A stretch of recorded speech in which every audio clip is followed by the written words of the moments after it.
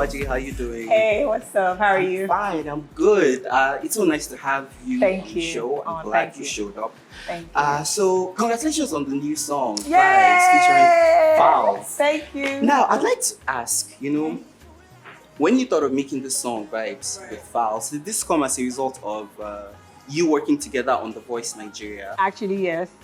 Because his chair was always right next to mine, and during breaks we always had time to chat and just chill. I've always been a fan of Fowls. I think he's an amazing artist, and what he does with his lyrics and how he makes it so relatable.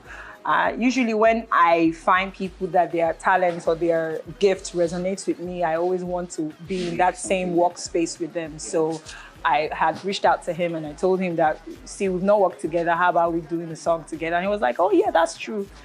So when we got to the studio, a very interesting day actually, because I didn't even know that W.A.J.E was going to be there. I told him that I wanted him to be the one to decide who was producing. I didn't want to decide because I wanted something that would give us a shock value, like a shock vibe, something that people wouldn't expect from a Waje, because I'm the big voice with the ballads and all that. So I wanted, now Waje they do this on that kind of effect, So I had never met W.A.J.E, I had known about him, but I never met him. So that was our first meet. So definitely The Voice kind of brought us together.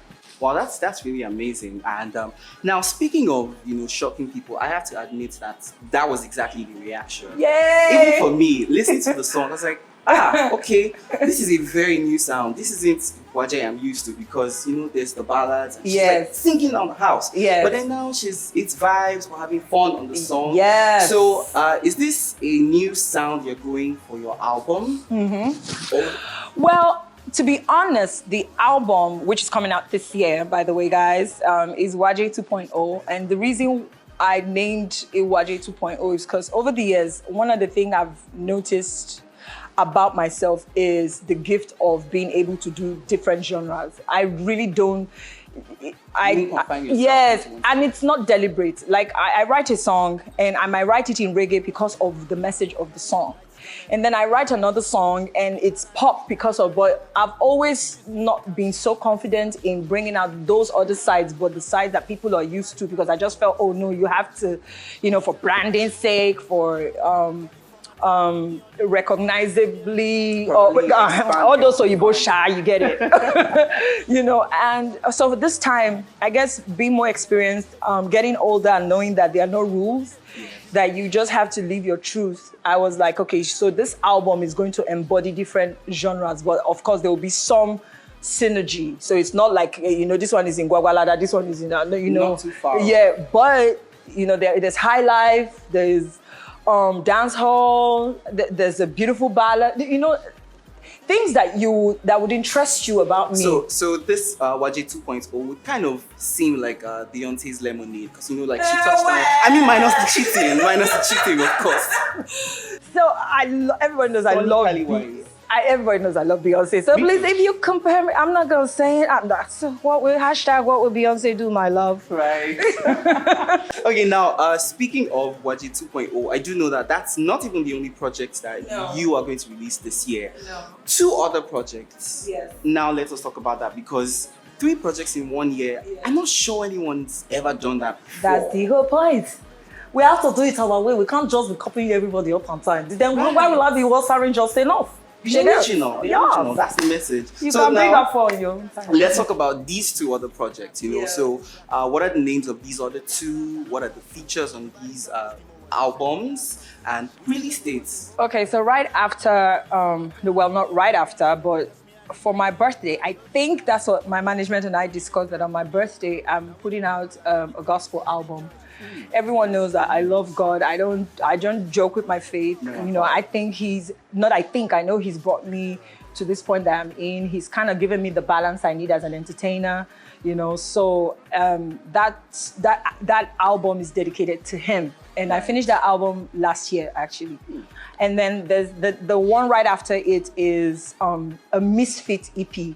Okay. And why we decided to do that is, we were looking through my discography, and even songs I haven't released. I'm not joking, I have over 100 songs I haven't released. You're a hard worker. And it's unfair to the producers, to the writers, and people who've put the work, you know, because at some point everybody thought, okay, this is the right song to put out. But then, you know, sometimes you think about the times or what people are listening to now. Is it too far off? Is the song too, my distributor or distro guy will say, how does he put it? He says it like the sound not a rain again or something like that. So I just decided that, you know what, let people still be able to experience and choose for themselves, because it's really about your audience and your fans. Exactly. So as much as you want to put yourself in that space where you're too strict with or too hard on yourself, or like, oh no, this is not good enough. There are other people that will listen to it and be like, oh my God,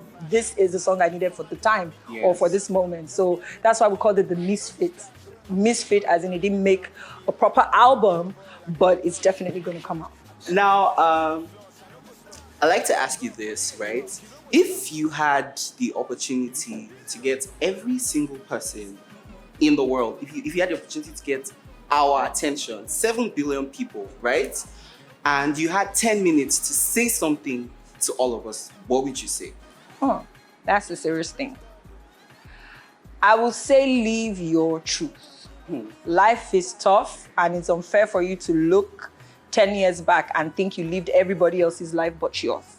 And I'm saying that from experience because for so long I questioned, even if I didn't use words, I felt like that was what I was projecting. I was projecting uncertainty or an insecurity complex, not of me not believing in the gift and what I could do, you know. So I'll be with producers and behind closed doors we're vibing and they're like, mama, but you sabi do this thing. But don't come out now. I'll now think, oh, I'll start questioning or I'll sample my songs through people. So I guess, you know, I just didn't own my truth. So my advice to young people, or whether you're young or you're old, whatever space you find yourself, live your truth, because God doesn't make mistakes and he made you for a reason. Wow, these are such powerful words, and if you will if you will not take anything from this interview, you should take those words from the Queen. President 2023. Yes. Buy my ticket. Okay, now let's still talk about the music, right? Right. And The Voice Nigeria. Yes. So you have been one of the judges that have been most consistent on the show. So when you were approached with being a judge on the show, you know, nurturing talent. Yeah. How did that make you feel? You will not guess. I was so excited, not because of the nurturing talent. I know y'all want to feel like, oh, Waje is so sweet and she's humble. I am, but it wasn't because of you. It was because I had considered being a contestant in the US version. Wow. And while I was filling my forms, I realized I had to be a resident of the US for me to be a contestant. Sure. Oh. So for a couple years down the line, I'm now a coach. Imagine. Clap, Joe. This is a miracle. Thank you. Y'all are so kind. Yeah, so for me, that was the miracle for me. I was like, oh, wow, you mean I had... And I was Waje. It's not like people did not know I was Waje. Of course. But my brother, who don't blow for US, they're different. So I tried, and I realized that I was only resident of the US at the time. So when I was called that a show was coming up and I was going to be a coach on The Voice, I felt like, oh my God, like what other way to be a part of the brand itself? So you may not have been on The Voice, but you are on The Voice. I'm a coach. You know, sometimes when I go, especially for international gatherings, and they are introducing me, and she's also a coach on The Voice. Everybody just looks at me different. We're like, okay, there's some substance in here. Yes, a lot of it. Now, I do know that you have like a really wonderful relationship with your family, especially your mom. Yes, I do. And she's raised you into the woman that you are today. Yes. So if you look back at all of the things you've learned from your mom, what would you say has been the greatest lesson she's taught you? Grinding. My mom, mother of 5 kids, she was divorced while I was really young. And I don't think I ever saw my mom take a break. And I'm not saying it because of TV, I'm being honest. You know, she's turning 70 this year, and I was even talking to my daughter, I was like, oh, it would be nice to do a party for mommy, but imagine if I won't tell you the thing. Imagine if she just goes away, but I won't say it's really, so you will know, she will now not sit and no longer be a surprise. But you know, like that thought process is because I just never really saw her take a break. Even now, she doesn't, like my mom has a WhatsApp group with my friends where she sells her materials. And I'm like, okay. There was no permission. My friends are calling me and say, Waje, your mom just added me to a group. I said, me too. I'm sorry. We all saw it the same day. So yeah, she's always crying. That's amazing. That's amazing. But she should, she should get some rest. It's very good for her. Tell her, Mama, Mommy Waje, please get some rest again. Thank you. All right, so it's been nice having this conversation with you. Thank you so much for stopping by.